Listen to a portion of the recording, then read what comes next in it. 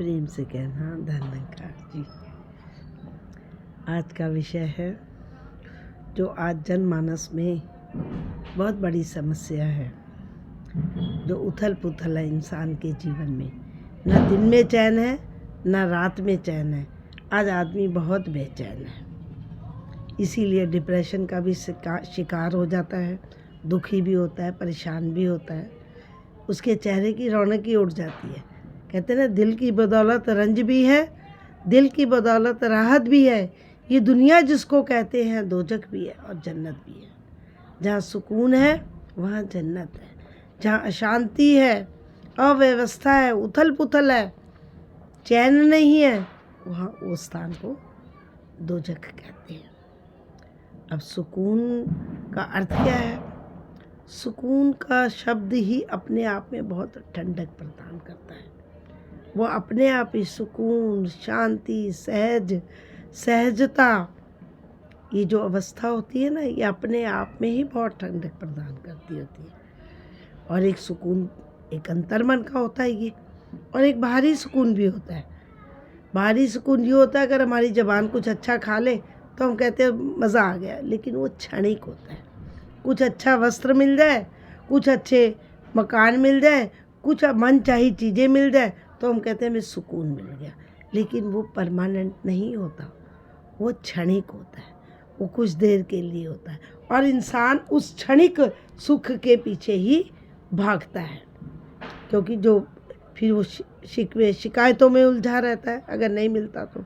और फिर कहा जाता है ना, जो मंजिल पे पहुंचते हैं वो शिकवा नहीं करते, और जो शिकवा करते हैं वो मंजिल पर पहुंचा नहीं करते, और फिर वो परेशानियों में घिरे रहते हैं। अब हम आगे क्या है, सुकून किस में है? क्या सुकून है एकत्व में।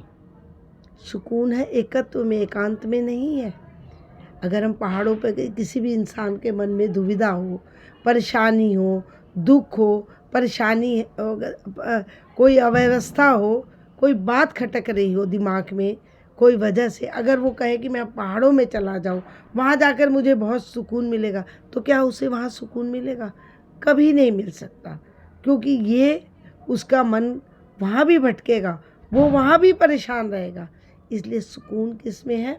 एकत्व में है। एकत्व में है, प्यार में सुकून है, सहनशीलता में सुकून है, दूसरों को गिरों को उठाने में सुकून है, दूसरों की भावनाओं की कद्र करने में सुकून है। सब में एक प्रभु को देखना ही सुकून का कारण बन जाता है। ईर्खा, द्वेष, जलन, जितनी भी नफरत, निंदा, वैर, विरोध, इन सब से ऊपर उठकर जो इंसान जीता है वो सुकून में जीता है। उसके मन में आनंद ही आनंद रहता है, वो एकदम ठहराव ही ठहराव रहता है। उसके चेहरे पर एक नूर रहता है, खुदा का नूर रहता है। तो बेघर जिनादी उल्फत है, और वो परमात्मा से भी कोई शिकायत नहीं करते। ऐसे इंसान जो सुकून में रहते हैं, जो प्रभु दे रहा है शुक्रिया, जो मालिक दे रहा है उसी की रजा में बहते चले जाते हैं। तो साथ संगत, और इसके बाद उसमें 2014 में एक बार बाबा जी की बात सुनी थी, विचार थी, बहुत पुरानी बात है, कि जो क्षमा में बहुत सुकून है। अगर आप किसी को क्षमा कर देते हो, समय रहते ही कर देनी चाहिए। अगर आप क्षमा नहीं करते तो आपका अपना मन, अंतर्मन भी दुखी रहता है, और आप अपने रातों की नींद और चैनो करार खो बैठते हो। इसी में दासी को एक हड्डबीती कुछ याद आ रही है, बहुत पुरानी बात है। हम 1990 में कश्मीर से आए थे, तो कुछ आपसी देरानी जेठानी ऊपर नीचे ही रहते, तो दोनों परिवार कुछ वजह से आपस में मनमुटाव हो गया। वो वहाँ से दूसरी स्थान पर चले गए। काफ़ी समय बीत गया, मेल ही ना हुआ। जब दासी को एक दिन पता लगा कि उनको कैंसर है, तो उसी दिन बाबा जी की विचार बुराड़ी में सुनकर आई थी, 2 नंबर ग्राउंड में।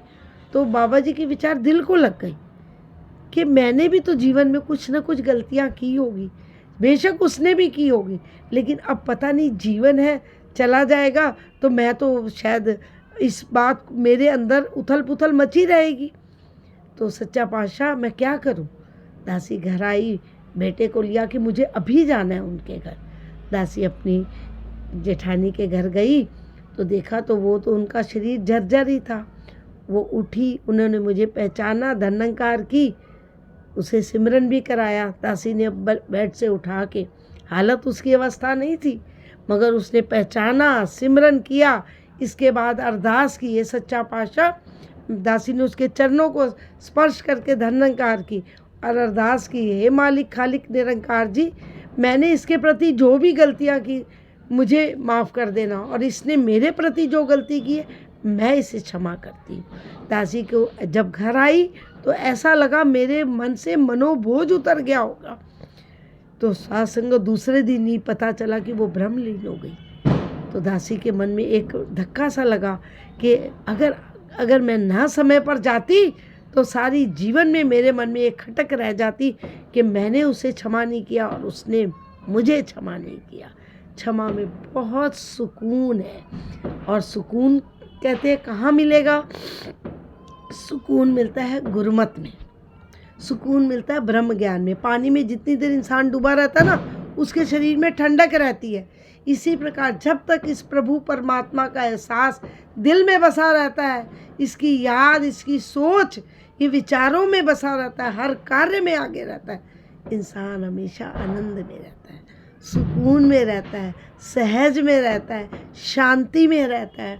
और इसके अलावा भी सुकून सत्संग में, सेवा में और सिमरन में तब मिलता है जब हम निस्वार्थ भाव से ये तीनों कार्य करते हैं। जब मन में लालच की, लोभ की या कुछ इच्छाएं रखकर जाते तब सुकून नहीं मिलता। तब हमारा अपना कोई कारण होता है, स्वार्थ होता है, तो उसमें आनंद नहीं आता। तब हम सौदेबाजी कर रहे होते हैं कि मैं सत्संग में आया हूँ, मेरा ये काम, मैं ये कार्य कर रहा हूँ, मैं सेवा कर रहा हूँ तो मेरा ये कार्य हो जाए, मैं सिमरन कर रहा हूँ तो परमात्मा मुझे ये चीज़ चाहिए। ये नहीं, बेघर जिना दी उल्फत है, वो नमाज दी कीमत नहीं मंगते। और फिर ये शुक्राना, जब हमें परमात्मा ने इतना कुछ दिया है, हर पल इसका थैंक यू करें। जो भी जिसको जो दे रहा है उसका शुक्राना करते चले जाए, तो उसी में सुकून है, समर्पण में सुकून है। जब किसी ने सवाल किया कि हम सतगुरु के चरणों में सिर क्यों झुकाते हैं, तो कहा गया कि सतगुरु के चरणों में सिर झुकाने से जो मस्तक में जितनी चिंताएं होती हैं, दुख होती है, परेशानियां होती हैं, वो सब रिक्त हो जाती हैं, मनुष्य उनसे मुक्त हो जाता है। और इसके बाद सुकून क्या किसमें है? स्थिरता में। अगर चलती गाड़ी से कोई छलांग लगा दे तो क्या होता है? एक्सीडेंट हो जाता है ना। ये स्थिर, सहज, अचल, अटल इस प्रभु परमात्मा जो है, ये विशाल के साथ जब हम जुड़ के, जब हम स्थिर हो जाते, मन को स्थिर कर लेते हैं, मन को शांत कर लेते हैं, तो हमें सुकून अपने आप ही स्वतः हमारे जीवन में मिल जाता है। अब सद्गुरु स्रोत क्या है इसका स्रोत होता है सद्गुरु। सद्गुरु मिला तो खुदा मिला, चैनो करार मिला, सुकून ही नहीं सुकून का दरिया मिला। तो सुकून का दरिया ठंडक देता है। ऐसे सद्गुरु का साथ, सद्गुरु का एहसास, सद्गुरु की शिक्षाएं जब तक हमारे जीवन में प्रवाहित होती रहती है, हमारे अंतर मन में सुकून रहता है। हम कोई गलत काम नहीं की तरफ नहीं जा सकते, क्योंकि चारों तरफ इसका CCTV लगा हुआ है, ये हमें देख रहा है। तब हम कोई ऐसा कार्य नहीं करते।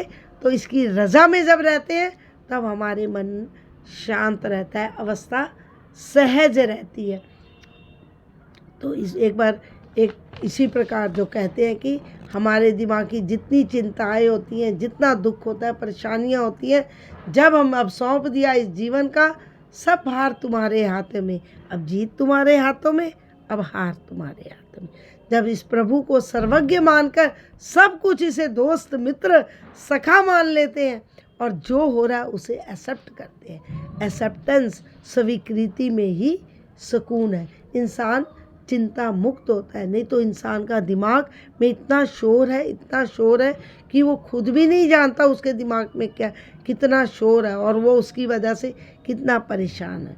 तो कृपा करो, इस शोर को शांत करने के लिए, सुकून पाने के लिए, सहज अवस्था, शांति की अवस्था पाने के लिए एकमात्र रास्ता है सद्गुरु की रज़ा में रहना, इसकी शिक्षाओं के अनुरूप रहना, हर पल शुक्राना करते हुए जो ये दे रहा है शुक्र है, शुक्र है, थैंक यू।